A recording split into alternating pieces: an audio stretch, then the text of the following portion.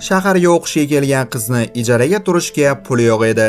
Ijaraga uy beradigan boboy esa unga pul o'rniga boshqa narsa taklif qiladi. Nima ekanini video davomida bilib olasiz. Filmni to'lig'ini Telegram botimizdan yuklab olishingiz mumkin. Botning silkasi esa kommentariyada. Bir-biridan qiziqarli kinolarni o'zbekcha sharhda qisqa vaqt ichida tomosha qilishni xohlasangiz, hoziroq kanalga obuna bo'lib, like bosib qo'yishni ham unutmang. Men esa videoni boshlayman.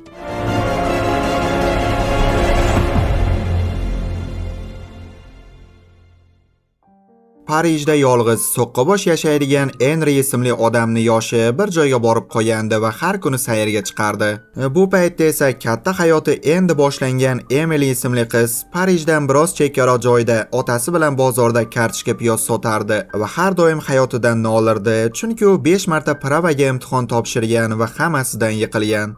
Qiz Parijga ko'chib o'tishni va u yerda yaxshiroq hayot kechirishni orzu qilardi, ammo otasi uning orzulariga ko'ndalin qo'yib kartoshkangni sotdi edi. Qiz baribir o'z bilganidan qolmasdan shaharga boradi va ijaraga uy qidirib qariya Henriga duch keladi. Ma'lum bo'lishicha, Emily allaqachon qariyani o'g'li bilan ijarani hal qilib bo'lgan, lekin Henri bunga qarshi, ammo uy o'g'liniki bo'lgani uchun u qariyalar uyiga haydab yubormasin deb rozi bo'ladi. Qiz barcha narsalarni olib kelib uyga joylashadi va boboy unga bu yerda yashash qoidalarini tushuntiradi.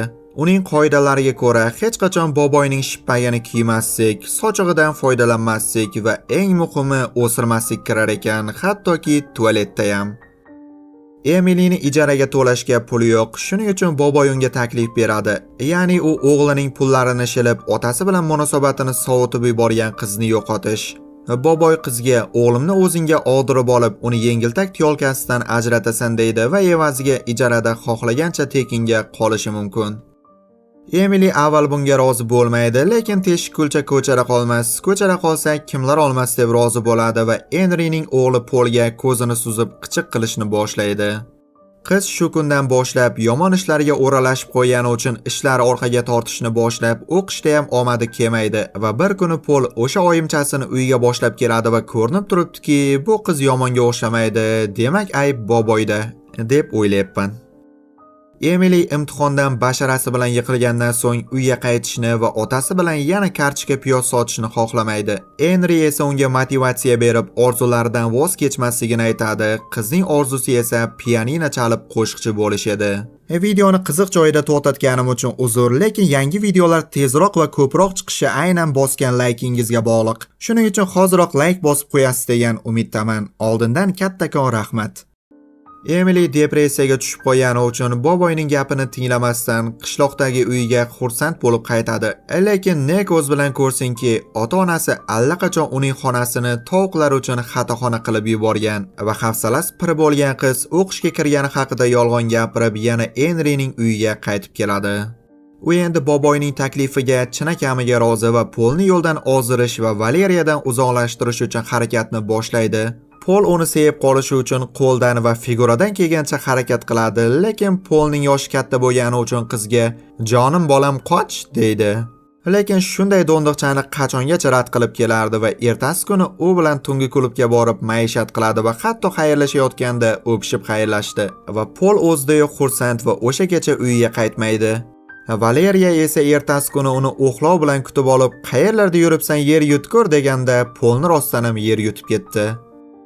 Bir necha kundan so'ng Henri qizga yaxshilik qilib, uni nomidan qizni musiqa maktabiga yozib qo'ygan va Emily bundan juda ham xursand. O'sha kuni Pol unga Valeriya bilan ajrashmoqchiligini aytib, birga yashashni taklif qiladi. Qizni esa endi ishi bitdi va eshagi suvdan o'tdi. Shuning uchun Polning taklifini rad etdi. Bechora erkak esa siqilib qolganidan o'zini bo'magaga osib joniga qasd qiladi. Ertasi kuni suddan ariza keladi, ya'ni Valeriya ajrashish uchun ariza tashlagan ekan va Pol bor alamini otasidan oladi. Hammasiga siz aybdorsiz va agar Valeriya bilan ajrashsam, sizni qariyalar uyiga topshirib yuboraman, Jenursim boboy deb so'kadi. Oradan bir necha kun o'tib, Emilyning otasi qizining o'qishga kirmaganini bilib qo'ygani va tezda parkovkaning yoniga kelib turdi edi. Henri esa buni eshitib Emilyga, "Ota hech qachon farzandining baxtiga to'siq bo'lmasligi kerak, menga o'xshab" deb, "Mana men pushaymon qilyapman" deydi. Ertasi kuni Emily jonajon uyiga qaytishga tayyorlanishni boshlaydi va o'sha kuni Pol va Valeriya mehmon bo'lib keladi. Ma'lum bo'lishicha, ular yarashib olgan, chunki Valeriya homilador ekan va ular bu yangilikni Henryga aytishadi. Boboy o'zini xursand bo'lganday tutdi, lekin aslida bunaqa emasligini basharasi aytib turibdi. Boboy Emily uyiga ketishidan oldin unga maslahat beradi. Otang bilan ketsang, umring u bilan o'tib ketadi. Undan ko'ra men bilan shu yerda qol, ijara haqqini olmayman. Evaziga esa har kuni uyishgan joylarimni uqalab, massaj qilib qo'yasan, bo'ldi, deydi. Emilyga qariniki qaymoqday deb bu narsa yoqib tushadi va otasiga u bilan ketmasligini aytadi. Erkak avval bunga qarshi bo'ldi, lekin keyin bilganingni qil deb uyiga bitta o'zi qaytib ketdi. Oradan kunlar o'tdi. Kunlar ketidan esa oylari va Henry bilan Emily xuddi bobo bilan nevaradek kun kechirishardi. Mayli, yaxshi gumonda bo'laylik. Xuddi xotinday kun kechirishardi va Emily san'at universitetiga o'qishga topshirishga ketadi.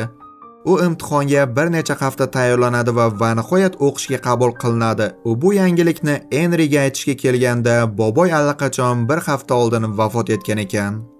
Polning so'zlariga ko'ra, u nabirasining tug'ilishini ko'rgan va o'g'liga Emilyga bu uyda qolishga ruxsat berishini vasiyat qilib qoldirgan va Pol bu vasiyatni amalga oshirib Emilyga uyning kalitini beradi. Qiz Henryning narsalarining orasidan xat topib oldi va unda quyidagi ta'sirli jumlalar, ya'ni agar videoni shu joyigacha ko'rgan bo'lsangiz, like bosib qo'ying deb yozilgan edi. Boboyda biznes zo'r ekan, shahardan uyab yosh qizlarni ijaraga qo'yish. Agar bunaqa mazgilarga duch kelishni xohlamasangiz, hoziroq videoga like bosib, kommentariyada qaysi filmni o'zbek tiliga tarjima qilishimni xohlaysiz yozib qoldiring. Yangi videolarni o'tkazib yubormaslik uchun esa kanalga obuna bo'lib qo'yishni unutmang. Paka paka.